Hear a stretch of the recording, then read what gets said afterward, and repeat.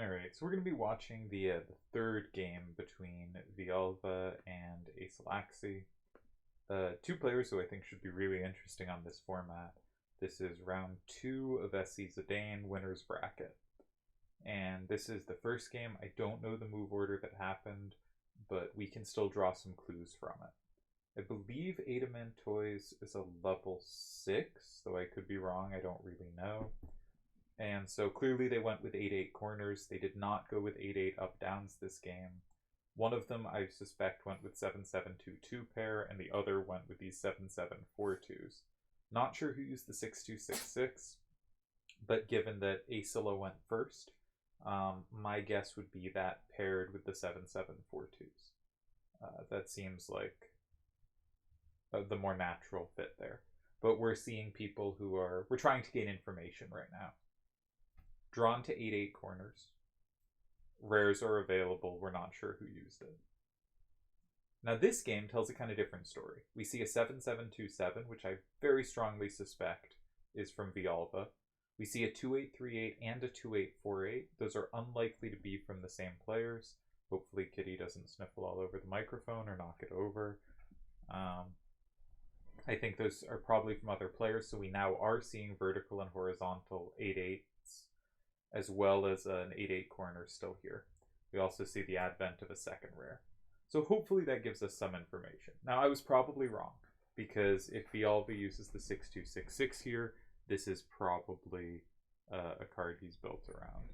Now the cat really wants to attack the mic, so we're trying to move her off it. If you hear sniffling, it isn't me for once, it is the cat.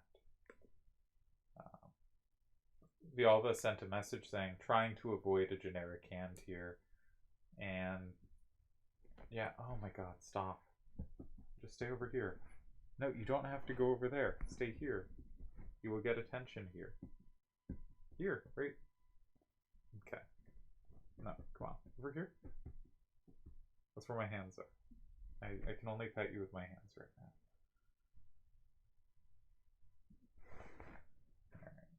There's a little lap for you. Okay. So we got a 5 starter. Now, it's pretty hard to play off 6s on this set, right?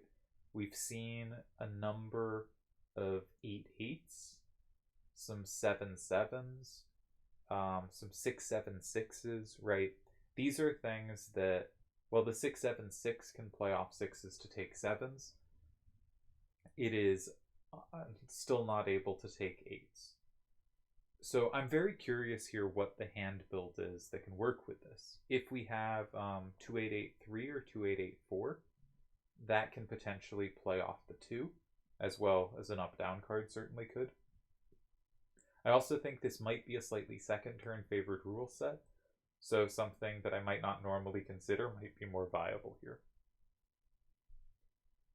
This is curious. So I think Aicila has been going kind of 7-7, 8-8s. I think Aicila is a very, very strong hand builder, trending towards traditional 4-corner builds, but doing it really smartly. This is not you're doing the conventional bad build like everyone does. It's, you're making really consistently powerful hands and doing so well. With that said, given those cards, it doesn't seem obvious to me that this sets up combo potential. It easily could, but I'm trying to think of what cards it would, right? You know, we've seen 7-1-7-4, we've seen cards like 2-8-3-8 or 2-8-4-8, we've seen corners. Given that we saw 4-1-7-7, there might be a good chance of a card like 7-7-4-1, right? This might be a common pair, but none of these are giving sames or pluses in 4 or 8. If I'm Villalva and you see a very weak corner like this, my instinct is just to go in the far corner with something I have an easy time taking, because I really want the game to head into an X or some kind of position where 4 and 8 are the last 2 squares, because I know I'll be guaranteed a lot of captures there. Though maybe I'm feeling a little bad because there's a chance we don't have a card that has the double capture in both squares, right? 6s are not trivial to take. Our own card might be the trickier one to handle here. But I would be thinking 3. On the other hand, given hand construction, it might be that we play really well off that 2. And if we go in 2, maybe we have something that can just sweep up and down on the right. This hand strikes me as more likely to be vertically dominant than horizontally dominant, just because it's much easier to play off a 2 than play off 6s. Therefore, I would think 2 or 3 are the more likely squares. I don't tend to see reason, especially in close, to approach a low number card. It's usually something you can handle later, and that makes 4 and 8 unlikely for me. And because it has low numbers, you don't have much combo play off it, which kind of rules out more creative moves in 1 or 9. So I would very much be thinking 2, 3, or 6 here, again, based on the first move and hand build guesses. And I am wrong. We completely missed. Very quick play here. So Villalva went in 4, going, I want safety with my 8. Now, we're not sure that's safe because there are multiple rares going down. We saw Adamantoise, as I flipped through a previous game, which could capture that, and we saw Power Seraph 1393 in lots of games previously this tournament. So I'm not actually sure that was safe. But grabbing safety and forcing Aicila to take back, and Aicila has the 2-4-8-8. So what could be the plan here? It's a Q. Okay. Alright. So I think Villalva really... I made a video earlier today where I called Villalva combo sensitive, and I'm just going to stick with it. I think he is a combo sensitive individual. He wanted to force the action so that either 5 would flip or that 5 can't be touched. Because now the idea is, I think this was a setup his hand is ready to have. He has some cards, not sure what the card would be, like 7-5-6-2, I don't know, that doesn't seem likely. But I think he is a card that has both 2 and 6, and he's trying to set up a huge combo at the end. And I think this was a prepared... But if this was a prepared setup for the hand, why would he start in 4 rather than 3? Because if you have one card for both squares so well, you probably just go in 3 immediately.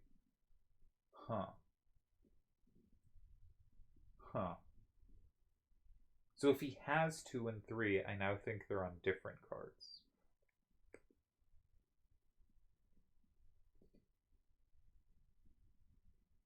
So if you're Aicila now, okay. If you have Power Seraph in 1, high risk, high reward. Depending on if you kind of have 1, 2, 6, or 9, right? If you have 1, if you want to go in 1, you want to have 6. If you want to go in... Because, like, if you go in 1 and he does the big setup in 9, you can probably go in 2 without flipping anything and walking into it. So, 1, you're really scared of him going in 2, and especially if he can combo you. If you have the capture in 1, which you probably don't have, because, okay, you do have. I was going to say, odds of you having any specific rare are low. But interesting that Aicila went in 8 first before taking this. I think that makes sense. It locks in a card and has an 8 facing out. This looks really dangerous for Villalva. You can't really go 9, because if they can go 2 without flipping anything, you just lose. And so you really need to have combos here. Now, 2-8-3-8 is a card we've seen.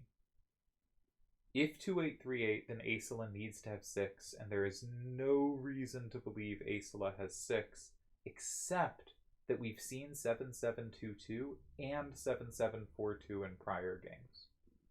I believe we saw both Marlborough and 7-7-2-2, and both of them have the same in 6. So we know Aicila likes running cards that could have that same in 6. I think this is probably Aicila's win. Because I think there's a good chance of having specifically 6, and the only kind of cards Villalva could have that really play well in 2 are not playing well here. God, close tough. I do think this rule set second turn favored. I think this is a tough position. I'm still not sure why went in 4 before 3.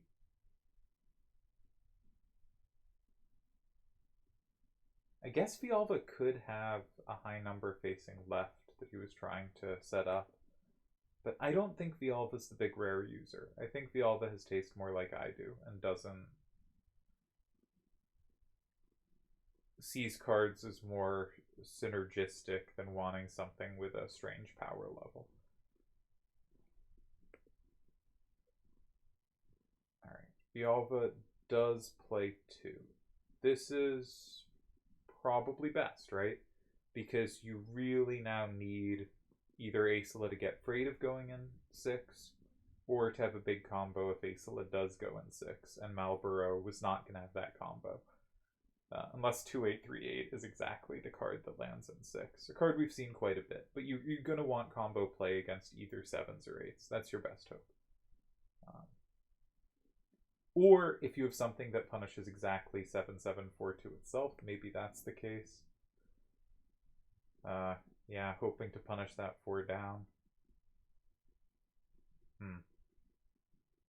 I don't like the rule set I made here.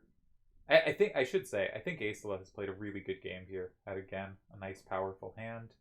Smartly went in 8 before going in 1. I didn't like the move in 7, but I probably am just wrong. I think this has been a very nicely played game.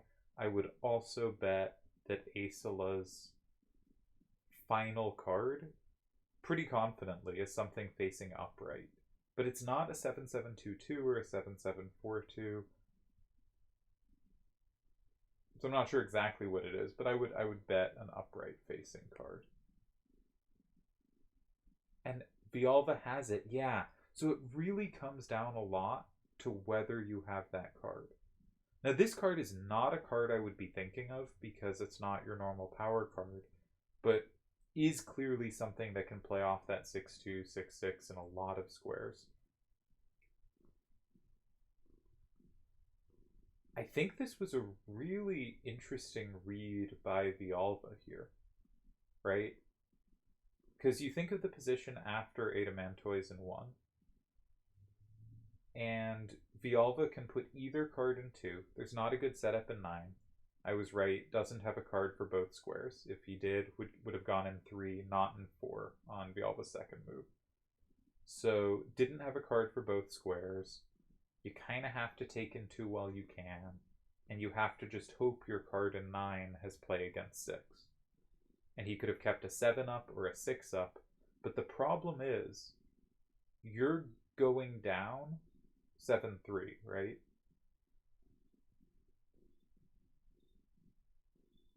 Because you only have the card in 1 and 2, right? Because Aicila has 4, Aicila's going to have 5, Aicila has 7 and 8. Yeah, you're going to be down 7-3 coming into your final move. And so the 7 being better than the 6 is not that important here. Because you're still losing if they have the captures. Now, if they can only capture 1, sure. But there's a good chance it's an 8-8.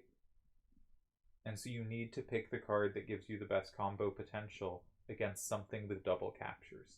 And I was thinking cards like 7742, so I was thinking about 4s as well.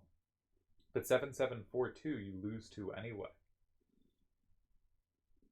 But I think Villalva made a really good call that it's more likely there's a 4 down than a 3 down. And a 7 up versus 6 up doesn't make much difference anyway. So I guess what I'd say here is I think Aicila played a fantastic game. Aicila took second turn, which is an advantage. Grabbed those cards in 7 and 8 really nicely. Had the card in 1, so was very happy to force the action in this area. 7 could be seen, which is a move I wasn't a big fan of, as something of a trap play to set up Adamantoise to have play in a square where Aicila's not supposed to have play, right? When you have these rares, these cards that break the normal rules, you want to direct the game in ways where they're going to have extra play. And so Aicila did that, and it came down to a 7-3 lead where Aicila was going to win if he didn't walk into a combo. And I think that's really all you can ask a player to do. I think really well played second turn game by Aicila.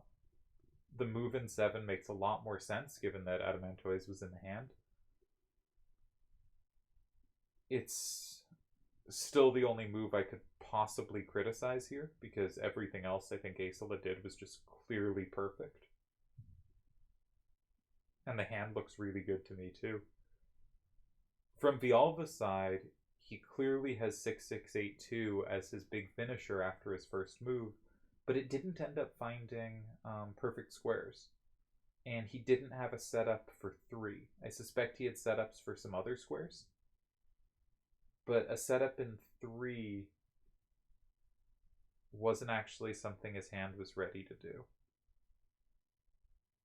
So he starts in 4, grabbing safety, but then 8's a tough move to meet.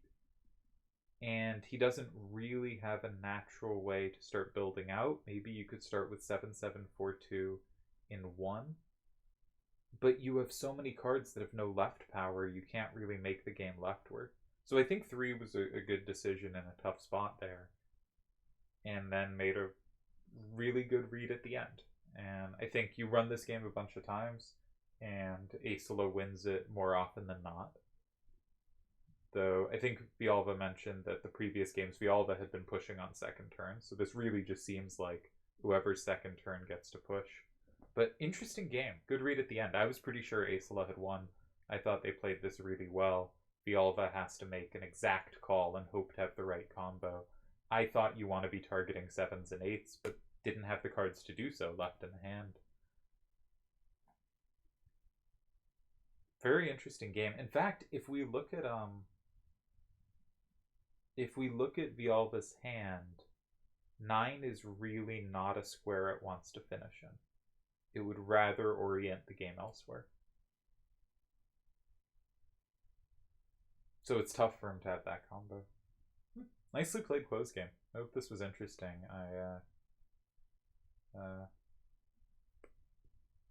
Yeah.